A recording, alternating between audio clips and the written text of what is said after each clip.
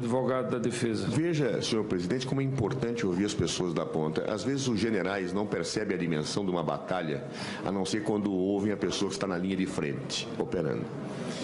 O direito não se interpreta irrazoavelmente. O que nós temos afirmado é que, em que pese existam duas interpretações em relação ao artigo 4º da LOA, a interpretação dada pelo Tribunal de Contas da União ela é irrazoável. Por quê? Porque engessa, porque paralisa, porque traz problemas à administração e joga contra um princípio constitucional que está esculpido no caput do artigo 37 da Constituição, que é o princípio da eficiência. O testemunho acaba de demonstrar isso.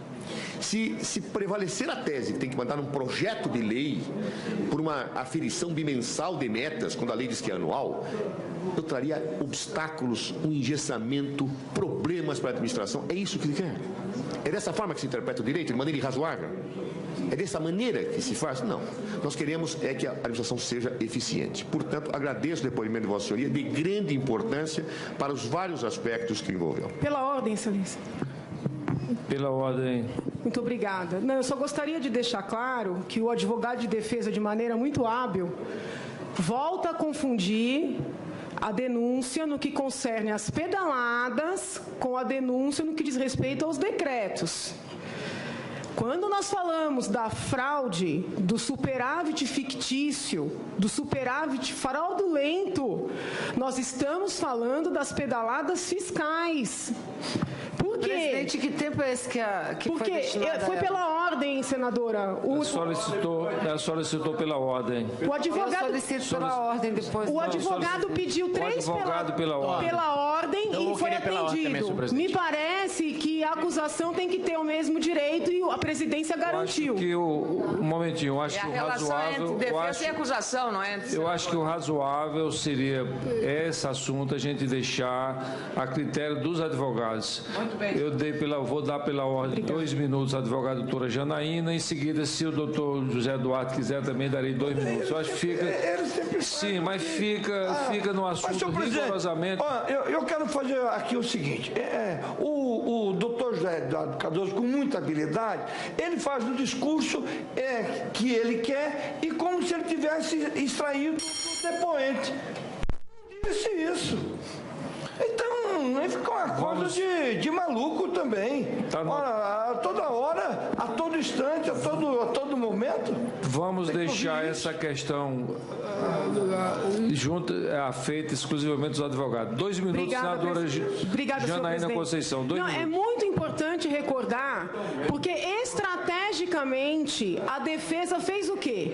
Arrolou 8 testemunhas por decreto, né? O que é, sim, algo absolutamente inusitado, porque nós estamos diante de uma continuidade delitiva, e estrategicamente quer tentar fazer esquecer que esse processo versa sobre pedaladas. Que é uma situação muito grave, porque os bancos públicos foram instrumentalizados. E o Tesouro não contabilizou os débitos que tinha perante esses bancos públicos. Eu nem estou falando de 2014, vamos falar de 2015. Débitos bilionários perante o Banco do Brasil, que foi confirmado por ofício, foi confirmado no relatório do TCU, débitos bilionários perante o BNDES. Quando na denúncia a acusação fala da fraude e do superávit fictício e não errou, e eu reitero isso aqui, por quê? Porque como o Tesouro escondeu um débito bilionário, isso não foi levado em consideração. E eles anunciaram que tinha superávit, quando na verdade já sabiam que havia déficit.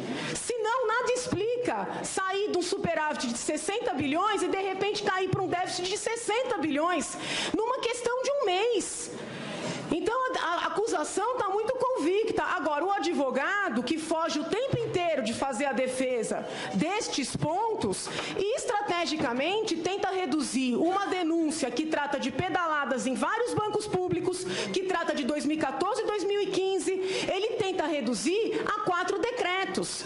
E agora tenta fazer crer, tenta demonstrar que era necessário para poder fazer o funcionamento do governo. O que era necessário era a presidente da República ter feito cortes em 2014. Mas ela não fez por quê? Ela não fez para garantir a reeleição. E tá aí o golpe. Esse é o único golpe que existiu nesse processo. Dela, do PT, contra o povo brasileiro. 2 2 minutos pela ordem ao advogado da defesa, doutor José Eduardo Cardoso. A defesa não costuma fazer considerações de natureza política a partidos. Eu me refiro ao objeto do processo, porque é assim que eu creio que deve ser feito um julgamento. E posso dizer a Vossa Senhoria, a Vossa Excelência, senhor presidente, senhores senadores, que não foi a defesa que definiu que eram 4 decretos. Foi a Câmara, no seu relatório, foi o Supremo Tribunal Federal que circunscreveu o objeto e, a posterior, essa comissão por uma posição do próprio relator Anastasia. Ou seja, foi a comissão quem definiu o objeto corretamente a partir do que a Câmara havia decidido. Então, com todas as vênias, o que for estranho a esse objeto não pode ser colocado, em que pese, muitas vezes, se queira colocar outras questões. Segundo, a defesa faz os discursos porque acredita que eles estão corretos, se não for achasse, não os faria. E posso ponderar que, relativamente às testemunhas, eu não fiz nenhuma alteração do que a testemunha disse, eu fiz uma consideração de algo que está dito na nossa defesa. A nossa defesa diz claramente, senhores senadores, que há erros conceituais na denúncia. Claro, há erros conceituais na denúncia. E nas alegações finais, nós demonstraremos isto, mostrando como há equívocos conceituais relativos à situação orçamentária. Por que isso? Porque se tentou, efetivamente, construir retoricamente existência de crimes que não se colocam. Apenas digo, senhor presidente, que nesse momento faço o exercício do direito de defesa no tempo que me foi dado. Aliás, eu nunca passei um segundo do meu tempo naquilo que me foi dado por Vossa Excelência. Como Vossa Excelência sempre tem, confere. Eu nunca precisei ser interrompido nas minhas falas. E acho, observativo, nobre senador, que eu acho que o direito de defesa ele deve se comportar dentro das regras, mas deve ser profundamente respeitado, em que pese as discordâncias que se coloquem. E nem pode ser coagido, intimidado ou qualquer tentativa obstaculizado, porque é o que diz o artigo 5º 55 da Constituição Federal e é o que consta daquilo que é um dos princípios basilares do próprio Estado de Direito. Eram as ponderações que teria que fazer, estritamente dentro do meu prazo, senhor presidente.